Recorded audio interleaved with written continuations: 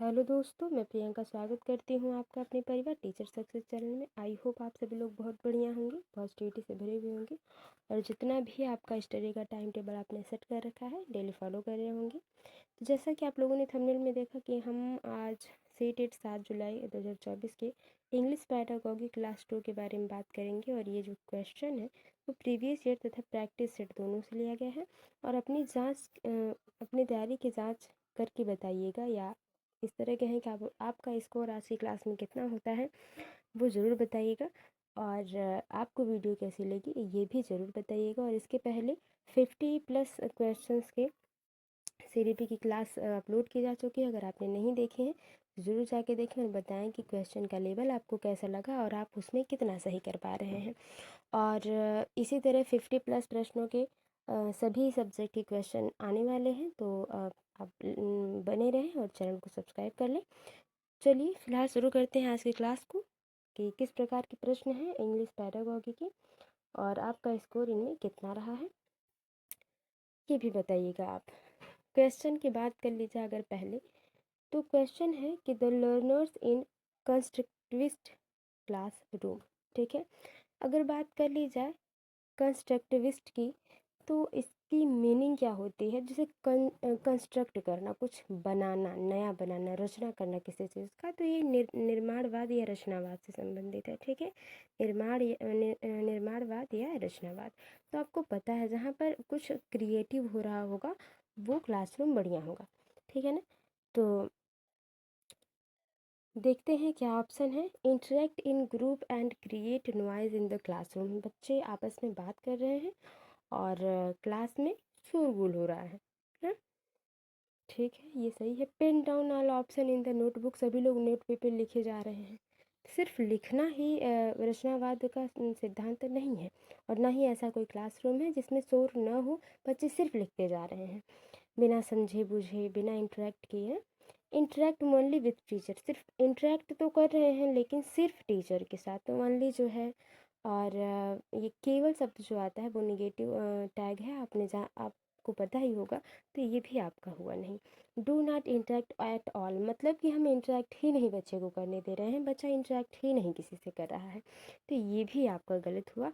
इस हिसाब से निर्माणवाद क्लासरूम के या प्रगतिशील क्लासरूम की बात कर ली जाए, ठीक है, तो वो सबसे बढ़िया हो जाएगा कि बच्चे आपस में बात कर रहे हैं और क्लास में थोड़ी बहुत शोरगुल हो रहा है। कहाँ ये बात हो जाती है कि ऐसे कहाँ के ऐसे स्कूल हैं जहाँ पे बच्चे न बात करते हो और सिर्फ टीचर ही बोलता जा रहा हो, बच्चे आपस में इंटरेक्ट नहीं कर रहे हैं, टीचर से इंटरेक्ट नहीं कर रहे हैं।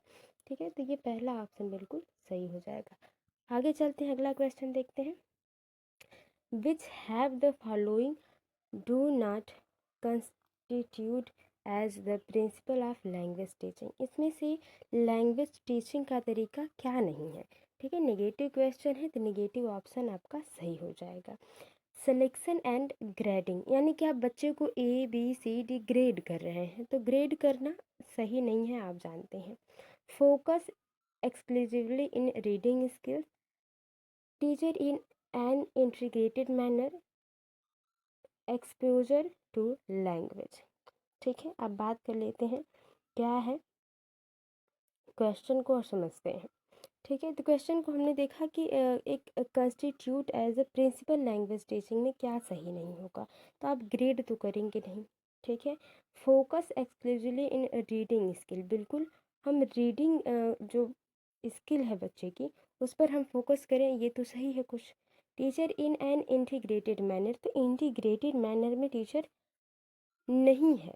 ठीक है, एक्सपोजर और लैंग्वेज, लैंग्वेज के बहुत प्रकार आपको नहीं चाहिए, बहुत अंदर तक घुस के लैंग्वेज को आपको नहीं पढ़ना है, लेकिन हाँ हम फोकस करते हैं, यानी आप फोकस करें कि कहाँ पे लैंग्वेज टीचिंग का मतलब है कि बच्चा रीडिंग कितना बढ़िया कर रहा है। अगर बच्चे की रीडिंग बढ़िया होगी तो बच्चा क्या कर पाएगा, अपना कम्युनिकेट लेवल बढ़िया कर पाएगा, लोगों से कम्युनिकेशन अच्छे से कर पाएगा, अपनी बात को लोगों के सामने रख पाएगा। और जब बच्चा बोल अच्छे से लेगा तो वो लिखने का भी तरीका, प्रोनाउंस करने के साथ साथ लिखने का भी तरीका सीख लेगा। तो इसके हिसाब से दूसरा ऑप्शन बिल्कुल सही हो जाएगा कि एक प्रिंसिपल ऑफ लैंग्वेज लर्निंग में रीडिंग स्किल्स को इम्प्रूव करना इम्पॉर्टेंट है। इसके साथ साथ अगर इन चारों में सबसे बेहतर ऑप्शन ये ही है, दूसरा ऑप्शन ही है। और भी ऑप्शन हो सकते थे अगर इससे बेहतर ऑप्शन होते, तो फिलहाल इन चारों ऑप्शन में दूसरा ऑप्शन सही है। Which of the following is not the purpose of remedial teaching. तो उपचारात्मक शिक्षण की बात हो रही है, जहाँ पे बच्चों को कोई प्रॉब्लम है तो उसका उपचार किया जा रहा है, समस्या समाधान की जा रही है, तो कौन सा इसका उद्देश्य नहीं है? निगेटिव क्वेश्चन है, निगेटिव ऑप्शन ही सही होगा। तो देखते हैं, to eliminate ineffective habit, यानी कि बच्चों को जो एलिमिनेट करना है, ठीक है। दूसरा ऑप्शन है to teach again the language item not learn properly. Eliminate effective habit, effective जो ज़रूरी हैं चीज़ें, जो सही आदतें हैं, उनको एलिमिनेट तो करेंगे हम, ठीक है। To teach again the language item not learn properly, जो चीज़ें नहीं अच्छे से बच्चा सीख पा रहा है उसको दोबारा सिखाया जाती है, तो सही है। तो ये तो आप ऑप्शन होंगे। To make learners learn by drilling, तो ड्रिल से जब याद करने की बात होती है तो आपको पता है पेडागोगी में ड्रिलिंग सही नहीं है जब तक मैथ की बात ना आए। तो ये मैथ में सही है, लेकिन अदर सब्जेक्ट में ये उतना प्रोफिशिएंट नहीं हो पाता है, ठीक है। तो ये आपका तीसरा ऑप्शन ही नेगेटिव है यहाँ पे। फिलहाल चौथा ऑप्शन देख लेते हैं। To arise learners interact in learning with stimulating approaches, यानी कि हम बच्चे को इंटरेक्ट करने का मौका दे रहे हैं, तो ये तो सही है कि नहीं। तीसरा ऑप्शन ही आपका क्या है यहाँ पे, डिफरेंट है, निगेटिव है, तो यहाँ पे निगेटिव पूछा था, तो तीसरे का ऑप्शन तीसरा सही हो जाएगा। 14 क्वेश्चन है कि for maximising student participation while teaching English the most appropriate approach should be. English teaching कराते समय सबसे बढ़िया अप्रोच क्या हो सकती है? कौन सा अप्रोच बढ़िया होगा, कौन सा उपागम बढ़िया होगा अगर हिंदी में कहा जाए तो? Structural, communicative approach, grammar translation method और इम्प्रेशन मेथड। देखिए, इम्प्रेशन की बात कर ली जाए तो ऐसा कोई मेथड होता नहीं। 3 ऑप्शन बचे। 3 ऑप्शन पे अगर हम बात कर लें, स्ट्रक्चर अप्रोच, तो यहाँ पे इंग्लिश टीचिंग की सबसे बढ़िया अप्रोच कौन सी होगी, जिसमें बच्चा क्या कर रहा है, स्टूडेंट पार्टिसिपेशन वाइल टीचिंग, यानी कि पार्टिसिपेट कर रहा है, बात कर रहा है। तो जहाँ पे बात करने की बात होगी वहाँ पे कम्युनिकेटिव अप्रोच ही बढ़िया होगा। यानी कि कोई भी चीज़ सिखाने का सबसे बेहतर तरीका है कि आप उसे मौखिक तरीके से पहले सिखाएं, फिर लिखित तरीके से जाएं, तो वही बात है। तो कम्युनिकेटिव अप्रोच सबसे बढ़िया हो जाएगा। तो ग्रामर ट्रांसलेशन मेथड यहाँ पे बढ़िया नहीं होगा, लेकिन दूसरा ऑप्शन यहाँ पे सही हो जाएगा, क्योंकि यहाँ पे बच्चा क्या कर रहा है, पार्टिसिपेट कर रहा है, एक्टिव है, बात विवाद कर रहा है, बातचीत कर रहा है। अगले क्वेश्चन पे ध्यान दिया जाए। 5वां क्वेश्चन है, if a teacher want to cater, ठीक है, इन cater to learning style of all children she should, यानी कि आप अध्यापक क्या चाह रही हैं, कैटलर मतलब हो जाएगा कि पूरा करना। हम लर्निंग स्टाइल को बच्चों से क्या वो करवाना चाह रही है, पूरा करवाना चाहिए अच्छे तरीके से, ठीक है। तो वो क्या चाह रही है, एडवाइज चिल्ड्रेन टू, उसे क्या करना चाहिए, टीचर को क्या करना चाहिए, एक अच्छे पूरी तरह से एक लर्निंग स्टाइल सिखाने की। यानी कि अगर आपको कोई भी भाषा आती हो, लेकिन अगर आप उस प्रोनाउंसिएशन से, उस एक्ट से उस भाषा को नहीं बोलते हैं, तो उस भाषा में थोड़ी सी कमी होती है, चाहे वो क्षेत्रीय भाषा हो, बोली हो कोई, या कोई राजभाषा हो, राजकीय भाषा हो, या क्षेत्रीय भाषा हो, या कहीं की भी भाषा, कोई भी भाषा प्रोजेक्ट ले लीजिए आप। अगर आप उसमें एक्ट नहीं कर पा रहे हैं, प्रोनाउंसिएशन नहीं कर पा रहे हैं अच्छे से, तो वो थोड़ी सी प्रॉब्लमेटिक हो जाती है ना, इफ़ेक्टिव नहीं लगती। तो ऑप्शन देखते हैं, advise children to join co curriculum activity to show their talent and style, learning style, ठीक है। आगे देखते हैं, revise a lesson before they appear in summative assessment exam. तो आपको पता है कि सबमिटिव एग्ज़ाम असेसमेंट एग्ज़ाम कब होते हैं, वो लास्ट ईयर के लास्ट मंथ में, यानी कि पूरा जितना भी एक साल का रिवीजन होता है पढ़ने लिखने के बाद लास्ट में जो है सबमिटिव असेसमेंट होता है। तो ये नहीं बेहतर है क्वेश्चन के हिसाब से। Test the student frequently to ensure that they learn the concept thoroughly, यानी कि बच्चा कॉन्सेप्ट को उसी तरह ग्रहण कर रहा है जिस तरह से आप बोल रहे हैं पूरा फ्रिक्वेंटली। तो कॉपी कर लेना तो सही बात है नहीं। Employ variety of teaching method, बिल्कुल आप वैरायटी ऑफ टीचिंग मेथड, अलग अलग बच्चों को अलग अलग तरीके से सिखाएं। And more to assess what cater to the diversity among, यहाँ पे एमंग होगा द लर्नर, यानी कि डाइवर्सिटी, अलग विविधता, विविध तरीके से चीज़ों को सिखाया जाए बच्चों को ना। तो जहाँ पे बहुत तरीके होंगे, बहुत सारे सोचने के तरीके हों, बात रखने के तरीके हों, एक प्रश्न के कई तरीके से हल निकले अगर, तो वो सबसे बढ़िया हो जाएगा। यहाँ पे करके सीखने की बात हो रही है, तो 5वें का चौथा ऑप्शन बिल्कुल सही हो जाएगा। Which of the following is the most effective teaching strategy in a language classroom, यानी कि भाषा शिक्षण के क्लास में या भाषा शिक्षण में सबसे बढ़िया जो है अधिगम स्ट्रेटजी क्या हो सकती है। ऑप्शन देखते हैं। Lying emphasis on correct pronunciation, हमें सिर्फ क्या करना चाहिए, प्रोनाउंसिएशन पर ध्यान देना चाहिए। ये reading literature allowed from a book, मतलब कि बुक के लिटरेचर को पढ़ने से आप अच्छा सीख सकते हैं, ठीक है। Emphasizing on reading with correct pronunciation and expression, यानी कि आप प्रोनाउंसिएशन भी बढ़िया करें और जो एक्सप्रेस आप कर रहे हैं, बात जिससे कर रहे हैं, वो लैंग्वेज के हिसाब से वो एक्सप्रेशन आना चाहिए आपके चेहरे पे, ठीक है, थोड़ा बहुत। Discussing a topic of learner interest and focusing on vocabulary in context, अब समझते हैं क्या कहा जा रहा है।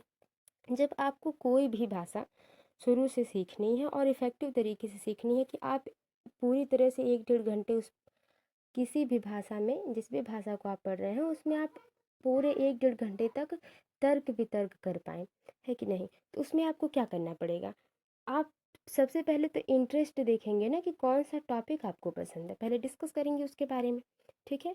क्या इंटरेस्ट है बच्चे का, किस में रुचि है, किस भाषा में, वो उसके बाद फोकस करेंगे उसकी वोकेबुलरी पे, ठीक है ना, कि उसने अब तक कितना सीखा है कुछ नया और अभी उसे कितना सिखाने की ज़रूरत है। तो सबसे बढ़िया ऑप्शन जो हो जाएगा चौथा हो जाएगा, छठे का चौथा ऑप्शन, जहाँ पे बच्चे के बारे में सोचा जाए वो ऑप्शन सही होगा। Learners can be motivated to learn and master a subject when they know, कह रहा है कि जो अधिगम करता है, जो सीखने वाले बच्चे हैं वो मोटिवेट हो सकते हैं और जो भी सीख रहे हैं उसमें मास्टर हो सकते हैं, यानी कि उसमें बहुत अच्छे हो सकते हैं। तो सब्जेक्ट व्हेन दे नो, जो भी सब्जेक्ट उनकी रुचि का हो, वो क्या जानेंगे कि उसमें बच्चा मास्टरी कर सकता है, बेहतर हो सकता है। That they will be tested on their understanding of the subject context in their examination, examination की बात करी जा रही है कि वहाँ पे ये हो जाएगा कि एग्जामिनेशन में वो समझ पाएँ कि सब कौन सा सब्जेक्ट जो कंटेक्स्ट है वो किस सब्जेक्ट में आ रहा है और किस प्रकार से आ रहा है टेस्ट के लिए, ठीक है। believe that the work they are doing is interesting and relative to their own life and their teaching life, उन्हें ये विश्वास कर लेना चाहिए कि जो भी पढ़ाया लिखाया जा रहा है वो उनके इंटरेस्ट के हिसाब से है और उनके रियल लाइफ से वो क्या करेगा, रियल लाइफ में उस काम आएगा। मतलब बच्चे को ये मान लेना चाहिए, क्या बिलीव कर लेना चाहिए, विश्वास करें, चाहे वो हो चाहे ना हो, उसे विश्वास कर लेना चाहिए। Anticipate that they will receive positive reinforcement, उन्हें ये ज्ञात होना चाहिए, पता होना चाहिए कि पता हो कि बच्चा जो भी यहाँ सीखेगा वो क्या हो, पॉजिटिव होगा, वो पॉजिटिव पुनर्बलन होगा। देखिए पुनर्बलन जो है वो दो, नेगेटिव और पॉजिटिव दो प्रकार का होता है। तो यहाँ पे पॉजिटिव की बात की गई है तो सबसे बेहतर तो ये हो जाएगा यहाँ पे। फॉर अचीविंग इंस्ट्रक्शनल ऑब्जेक्टिव्स, यानी कि जो भी वो सीख रहे हैं उनके लाइफ से में क्या अचीव होगा उसके हिसाब से, और पॉजिटिव रीइंफोर्समेंट हो, ठीक है। यहाँ पे बच्चे को सिर्फ बिलीव कर लेना है, विश्वास कर लेना है। Perceive that they would perform better than their peers, उन्हें ये महसूस करना चाहिए, ये समझ लेना चाहिए कि वो अपने क्लासमेट से बढ़िया सीखेंगे। तो जहाँ पे प्रतिस्पर्धा की बात हो, कंपटीशन की बात नहीं हो रही है, तो ये ऑप्शन और ये ऑप्शन दोनों तो गलत हो जाता है। थोड़ा बहुत ये दोनों मिलते हैं लेकिन सबसे बेहतर हो जाता है पॉजिटिव रीइंफोर्समेंट वाला, 7वें का तीसरा ऑप्शन बिल्कुल सही हो जाता है। आगे देखते हैं, which strategy can not be use to train student for good speech. अच्छे भाषण के लिए बच्चे के लिए कौन सी स्ट्रेटजी अच्छी नहीं होगी? Demonstrative correct pronunciation, practising the correct position of the tongue and lips, यानी कि जो बोलने का तरीका है, प्रोनाउंसिएशन का जो तरीका है वो सीखें पहले। ठीक है, गुड स्पीच का मतलब तो ये भी सही है, करेक्ट प्रोनाउंसिएशन भी होना चाहिए, लेकिन providing opportunity to learn to speech in a neat life situation, साफ सुथरे सिचुएशन में ही आप अपॉर्चुनिटी मिले बच्चे को बोलने की। Providing opportunity of learner to speak a minute to enable you to diagnose the error, मतलब कि 1 मिनट के लिए बच्चों को बोलने दिया जाए और उसमें जो गलतियां हैं उसको देखा जाए। तो देखिए सबसे बढ़िया हो जाएगा कि अगर आप अच्छी स्पीच बच्चे को देना चाहते हैं, बच्चा अच्छे तरीके से बोले, तो हम उसे क्या करवाएंगे?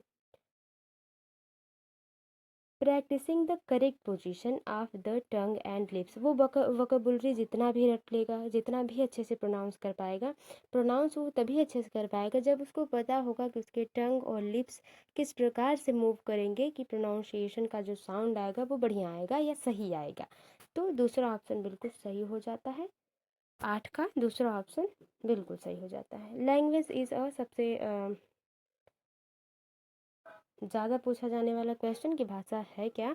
System of system, a logical system, not a rule govern system, a grammar rule set. Grammar नहीं, लॉजिकल नहीं, बल्कि सिस्टम ऑफ सिस्टम है, ये एक रूल गवर्न सिस्टम है। अगर नॉट नहीं होता तो तीसरा ऑप्शन भी सही होता, लेकिन यहाँ पे नॉट लिखा है तो सिस्टम ऑफ व्यवस्थाओं की व्यवस्था है लैंग्वेज, यानी 9वें का पहला ऑप्शन सही हो जाता है। The idea of a comprehensible input aims it, जो कम्प्रीहेंसिबल इनपुट है, जो कम्प्रीहेंसिव दी जा रही है बच्चे को, उसका उद्देश्य क्या है? Enable to learner to manipulate and reflect to learn language. ठीक है, मैनिपुलेट मतलब हम बच्चे को ये सिखाएं कि बच्चा चालाकी से, सफाई से लैंग्वेज को प्रतिबिंबित कर पा रहा है, देख पा रहा है, रिफ्लेक्ट कर पा रहा है। ठीक, दूसरा है कि enabling the learner to master the rule of language, यानी कि जो बच्चा जो इनेबल कर रहा है, जो इनेबलिंग मतलब होता है सक्रिय। ठीक है, इनेबलिंग मतलब सक्रिय। लर्नर क्या है, यहाँ पे भी देखिए बच्चा सक्रिय है। Enable to learner manipulate and reflect to learn language, जहाँ पे बच्चा क्या कर पा रहा है, मैनिपुलेट कर पा रहा है, रिफ्लेक्ट कर पा रहा है लैंग्वेज को, और सक्रिय भी है। तो enabling the learner to master the rule of language, मतलब लैंग्वेज का जो नियम है उस पर ध्यान देना है, तो नियम पर ध्यान नहीं देना है। अगर कम्प्रिहेंसिबल बात आ रही है, बातचीत करने की बात आ रही है, तो वहाँ पे रूल इंपॉर्टेंट नहीं करते। Compelling the learner to move beyond the given input, जो भी इनपुट दिया जाए उसी के हिसाब से बोलना है, तो नहीं। जैसे कि आप नेताओं को जो है देखते होंगे, या जो बड़े लोग हैं स्पीच देते हैं, उन्हें पर्चा लिख के दिया जाता है, वो बोलते हैं, तो ऐसा कुछ नहीं, ठीक नहीं है। Compelling the learner to mechanical use language, mechanical language का यूज सही नहीं है। 10वें का जो है पहला ऑप्शन बिल्कुल सही हो जाएगा। यहाँ पे लर्नर जो है वो इनेबल है और रिफ्लेक्ट कर पा रहा है लैंग्वेज को। Critical period in development can be identified when a particular, यानी कहा जा रहा है जो क्रिटिकल, जो गंभीर पीरियड है, समय है डेवलपमेंट का, वो किस तरह से पहचाना जा सकता है पार्टिकुलरली? ऑप्शन है, age is critical for the development of learning and experience, वो एज जो होगी क्रिटिकल होगी, और डेवलपमेंट और अधिगम का और एक्सपीरियंस का एक क्या होगा, गंभीर। जो उम्र होती है वो गंभीर होती है विकास और अधिगम के और एक्सपीरियंस के, जो बच्चा सीख रहा है उसकी। ठीक है, और ये क्रिटिकल है भाई, क्रिटिकल पीरियड में आपको उम्र भी क्रिटिकल चाहिए डेवलपमेंट के लिए, तो क्रिटिकल उम्र कोई होती नहीं, क्योंकि सबसे अ, अच्छी एज कोई भी हो सकती है सीखने की, ना। Experience has its greatest effect on learning during a particular period of development, कह रहा है जो एक्सपीरियंस है वो बढ़िया हो सकता है जब आप कोई चीज़ लगातार सीखने की कोशिश कर रहे हैं एक समय सीमा के अंदर, सही है। ठीक है, ये तो सही है। Critical experience has a grateful effect of development during learning, ये नहीं सही है। Period rather than experience is critical, यानी कि कह रहा है कि एक्सपीरियंस से ज़्यादा जो है डेवलपमेंट वो इम्पॉर्टेंट होता है, तो नहीं, एक्सपीरियंस और डेवलपमेंट दोनों इम्पॉर्टेंट है। तो दूसरा ऑप्शन बिल्कुल सही हो जा रहा है यहाँ पे, 11 का दूसरा ऑप्शन सही हो जाता है। मदरीज इन बेटर नून एज, यानी मदरीज मतलब कि जो बच्चा पहली भाषा बोलता है, बड़बड़ाना शुरू करता है, वो कैसे जानी जाती है, किस हिसाब से जानी जाती है? Bubbling, learning without intimation, child directed speech, operant conditioning. तो देखिए 12 के सही क्वेश्चन की अगर बात कर ली जाए तो ये जो भाषा मदरीज है, यानी कि जो बच्चा शुरू में पहली भाषा, पहला भी जो भी हूँ हाँ ऐसे करके इशारा होने में थोड़ा सा रोना धोना शुरू करता है, उसको हम चाइल्ड डायरेक्टेड स्पीच कहते हैं। तीसरा ऑप्शन बिल्कुल सही हो जाएगा। आगे देखते हैं अगला question. In the language classroom the learners read the story, classroom के भाषा में भाषा के क्लासरूम में बच्चा क्या कर रहा है, काबुली वाला स्टोरी पढ़ता है। Later they are given background material with illustration of certain scenes of the story, और उसी में से कुछ स्टोरी को दे दिया जाता है चित्रण करने के लिए, उनके हिसाब से वो अपने हिसाब से चित्रित करे, कहानी को अपने हिसाब से बोले। And brief description of few learner enact one or two scene depicted in the illustration. तो क्या कहा जा रहा है कि बच्चे जो क्या करें, कहानी को पढ़ें और उसमें उनको जो समझ में आ रहा है उस डिस्क्राइब करें चीज़ों को अपनी भाषा में, यानी कि कम समय में डिस्क्राइब करें। और डिपिक्टेड यानी कि वो चित्रण करें, चरित्र चित्रण करें, जो भी काबुली वाला का है संक्षिप्त में अपनी भाषा में चीज़ों को बताएं। Other learner watch the scene enacted this process is, और अदर जो बच्चे हैं वो उसको देखेंगे, ध्यान से सुनेंगे, तो ये प्रोसेस क्या कहलाएगा? ऑब्जर्वेशन और कॉन्टेक्चुलेशन, लाइजेशन, कॉग्निटिव अप्रेंटिसशिप और कोलैबोरेशन, अप्रेंटिसशिप हो जाएगा, कोलैबोरेशन। ठीक है, तो अगर 13 की बात कर ली जाए तो ऑब्जर्वेशन, बच्चा और सारे, एक बच्चा बोल रहा है और सारे बच्चे क्या कर रहे हैं, देख रहे हैं, समझ रहे हैं सीन को, तो यहाँ पे ऑब्जर्वेशन हो जाएगा, बच्चा उसको महसूस कर पा रहा है चीज़ों को, बच्चे एक दूसरे से सीख रहे हैं। ठीक है, देखिए यहाँ पे कॉन्टेक्स्ट की अगर बात होती तब यहाँ पे दूसरा ऑप्शन सही होता, लेकिन यहाँ पे पहला ऑप्शन बिल्कुल सही हो जाएगा। Which test measures a student achievement in relation to a specific task that the student will be required to perform later? कह रहा है कि इसमें से कौन सा जो बच्चे अचीवमेंट ऑफ रिलेशन, कुछ अचीव करने की बात हो रही है एक स्पेसिफिक टास्क में, कोई एक काम में बच्चा अचीव करना चाहता है, उसको हमें क्या करना है, मापना है। तो ये उसके लिए क्या रिक्वायर होगा, उसके परफॉर्म्स को लेकर। तो ये क्या होगा, प्रोफिशिएंसी टेस्ट होगा, प्रोडक्टिव टेस्ट होगा, सब्जेक्टिव टेस्ट होगा या ऑब्जेक्टिव टेस्ट होगा? 14 के सही ऑप्शन की अगर बात कर लें तो प्रोफिशिएंसी टेस्ट हो जाएगा। प्रोफिशिएंसी टेस्ट मतलब प्रवीणता की जांच, जहाँ पे मास्टरी की जांच की जाए। ठीक है, क्या की जाए, मास्टरी की जांच की जाए। प्रोफिशिएंसी टेस्ट बिल्कुल सही हो जाएगा इन सब में। To evaluate reading comprehension for a primary level student the teacher ask the question to, एक कम्प्रीहेंशन प्राइमरी के बच्चे को कम्प्रीहेंशन रीडिंग के लिए टीचर को क्या पूछना चाहिए? Detail story in their own word or summarise the main idea, कहना चाहिए कि जो भी कहानी तुमको पता है उसको तुम बताओ, अपनी भाषा में समराइज करो। ठीक है, तो ये बात तो सही है, ये कम्प्रीहेंशन का बेस्ट तरीका है। Maintaining a diary based on one of the character, किसी एक कैरेक्टर पर उन्हें लिखना है, डायरी कंप्लीट करनी है, तो ये उतना इफेक्टिव नहीं होगा। Using a set of identified vocabulary on their own, vocabulary की बात सिर्फ नहीं होगी, कम्प्रीहेंशन की बात हो रही है पूरा, जहाँ पे बच्चा अपने आप को व्यक्त कर पाए, वो ऑप्शन सही होगा। Asking the student to discuss the advantage and disadvantage of the topic, किसी टॉपिक को दे दिया जाए और उसका लाभ और हानि पूछा जाए, तो ये थोड़ा सा जो है बंधा हुआ क्वेश्चन हो जाएगा, है ना। तो 15 का पहला ऑप्शन बिल्कुल सही हो जाएगा, जहाँ पे बच्चा अपनी भाषा में चीज़ों को समराइज़ कर रहा है, पहला ऑप्शन बिल्कुल सही हो जाएगा। ठीक है, और ये थे 15 क्वेश्चन। आई होप आपको पसंद आए होंगे। वीडियो थोड़ी सी भी हेल्प लगी, वीडियो को लाइक करें, शेयर करें, कमेंट बॉक्स में बताएं कि आपका स्कोर इन 15 में से कितना रहा और आपको ये क्लास कैसी लगी। और सीडीपी की बेहतर क्लास ली जा चुकी है, अगर आपने नहीं देखी है तो जाके ज़रूर देखें, बताएं आपका स्कोर कितना रहा उन क्लासेस में। फिलहाल चलते हैं, मिलते हैं आपसे अगली वीडियो में। तब तक के लिए bye bye, take care, be positive, be motivated. धन्यवाद।